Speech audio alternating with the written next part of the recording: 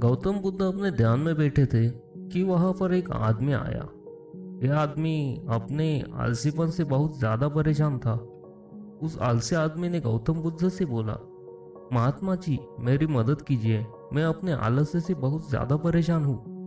आप ही कोई उपाय बताइए जिससे मैं आलसीपन से छुटकारा पा सकूं।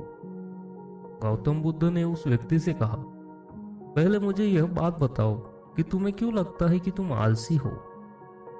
आलसी आदमी ने बोला, सिर्फ मुझे नहीं, मेरे परिवार वालों को और मेरे आसपास के सभी लोगों को ऐसा लगता है कि मैं आलसी हूँ। गौतम बुद्ध ने फिर से पूछा, क्या तुम जानते हो आलस्य क्या होता है? आलसी व्यक्ति बोला, नहीं, मैं नहीं जानता, किंतु मैं इतना जरूर जानता हूँ कि आलस्य बहुत ही बुरी चीज है। इसकी वजह से मुझे बहुत नुकसान हुआ है। गौतम बुद्ध बोले, जिस परेशानी से तुम छुटकारा पाना चाहते हो, पहले उसके बारे में पूरी जानकारी ले लो, तो उससे छुटकारा पाने में आसानी होगी। आलसी व्यक्ति बोला, भगवान, इतनी बुद्धि तो मुझ में नहीं है, आप ही मुझे इस समस्या के बारे में जानकारी दीजिए। गौतम बुद्ध बोले, आलस्य एक मानसिक अवस्था है, एक विचार है जिसे जाने अनजाने में हम खुद ही जन्म देते हैं।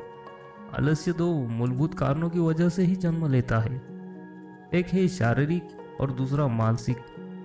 शारीरिक कारणों में पहला कारण है गलत तरह का भोजन।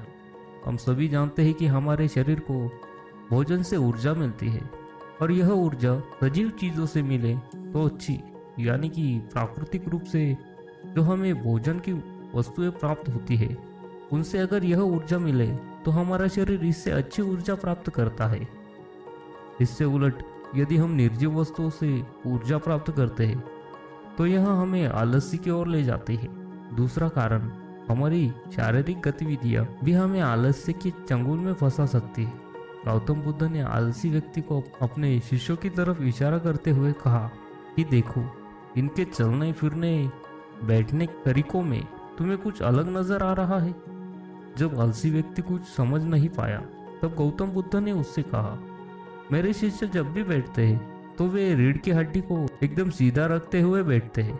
चलते हैं तो उनके दोनों पैरों के बीच अच्छे से संतुलन बना रहता है, और जब वह सोते हैं तो उनका शरीर एकदम शिथिल रहता है। ऐसा करने से उन्हें रात्रि में एकदम सही तरीके से नींद आती है। आलसी व्यक्ति बोला, लेकिन नींद तो आलस्य का ही एक स्वरूप है। बुद्ध बोले, हाँ, अगर उसे ज्यादा मात्रा में लिया जाए तो। बुद्ध ने इस बात को आगे बढ़ाते हुए कहा, नींद एक मात्रा में लोगे तो तुम्हें अगले दिन थकान महसूस होगी, और ऐसा करने से ज्यादा आलस्य शरीर में आएगा। नींद ज्यादा लोगे तब भी यही परिणाम होगा। इसलिए नींद को ना ज्यादा ना कम, एकदम सही मात्रा में लेना अति आवश्यक है। आलसी व्यक्ति बोला, हाँ, यह तो मैंने भी अनुभव किया है। बुद्ध बोले, अब मानसिक कारणों के बारे में जान लो। मानसिक कारणों में सबसे पहले है हमारी पुरानी गलत धारणाएं। अक्सर ऐसा होता है कि हम पहले जिन कामों में असफल हो चुके हैं, हमारे अंदर ऐसी भावनाएं बन जाती है कि हम उस काम में हमेशा असफल होते रहेंगे, जिस वजह से हमें उस काम को करने में आलस आता है। ऐसी धारणाओं से छुटकारा पाने का एकमात्र उपाय है कि हमें अपने मन को यह समझाना चाहिए कि पिछली बार हम जब उस काम में असफल हुए थे तो हम उसके बारे में जितना जानते थे, अब हम उस काम के बारे में उससे ज़्यादा जानते हैं, क्योंकि असफल होने के बाद हम उससे काफ़ी कुछ सीख भी लेते हैं। बुद्ध बोले, दूसरा कारण है आलसी और कामचोर लोगों की संगत। कई बार ऐसा होता है कि हम आलसी नहीं होते, मगर जिनके साथ रहते हैं हम उन जैसे बनने लगते हैं। इससे छुटकारा पाने का उपाय बहुत सरल है। कामचोर और आलसी व्यक्तियों से दूर रहो। ऐसे व्यक्तियों की संगत में रहो जो अपने काम को बड़ी लगन से करते हैं और तुम्हें कुछ सिखा पाए। गौतम बुद्ध ने तीसरा कारण बताते हुए कहा, यह कारण आलस्य के लिए सबसे बड़ा कारण है, काम को कल पर टालते रहना। यह कारण इतना शक्तिशाली है कि किसी भी व्यक्ति को बर्बाद कर सकता है। इससे बचने का सबसे आसान उपाय है कि जो काम जितनी जल्दी संभव हो उतनी जल्दी कर दिया जाए।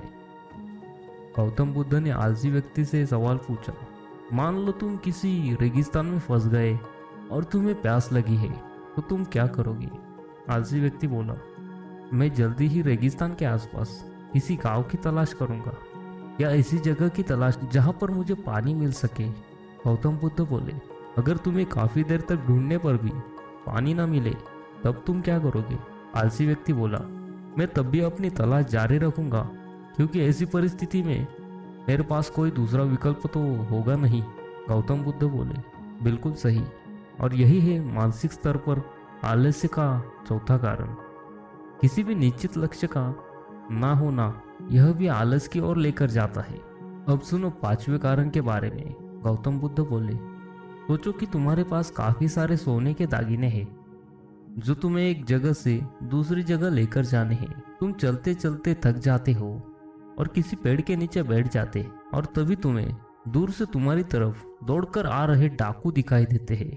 तो क्या तब भी तुम आलस करके वही बैठे रहोगे या इसी परिस्थिति में तुम वहां से उठकर दौड़ने लगोगे? आलसी व्यक्ति बोला, जी मुझे वहां से दौड़ना ही पड़ेगा, नहीं तो मेरी जान और सोने के दागिने दोनों खतरे में पड़ जाएंगे। बुद्ध बोले, यानी कि तुम्हारे पास एक ठोस वजह होगी दौड़ने के लिए। यही है आलस्य का पांचवा कारण, किसी भी काम के लिए ठोस वजह का ना होना। आलसी व्यक्ति महात्मा बुद्ध की बातों से संतुष्ट हुआ। वह बोला, महात्मा जी, मैं अब आलस्य के बारे में सब कुछ जान चुका हूँ और अब मैं इन सभी कारणों पर काम करूंगा और अपने आलस्य को दूर भगा दूंगा। दोस्तों, आशा करता हूँ गौतम बुद्ध और आलसी व्यक्ति की कहानी आपको अच्छी लगी होंगी।